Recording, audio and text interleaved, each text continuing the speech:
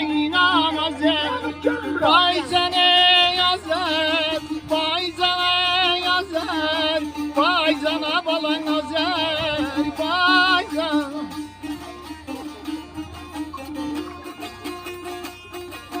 Canım olsun sana feda, canım olsun sana feda, sana kurban azar, vay cana yazar, vay cana balan azar, vay cana balan azar, vay cana.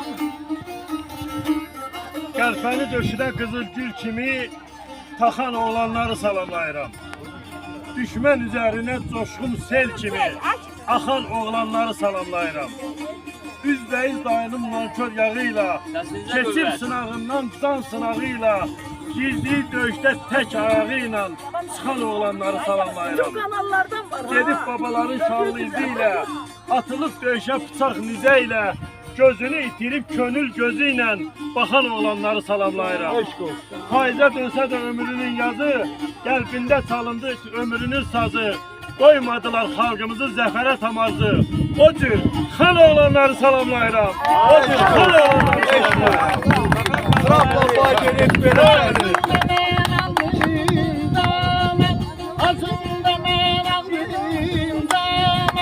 Göksünde men bağlıyım, dağlar bağlıyım, dağlar ey bağlıyım, dağlar ey bağlıyım, dağlar. Torpağının olur, dağlar, torpağının olur, dağlar. Verərəm can azər, vay canə yazər, vay canə yazər, vay canə yazər,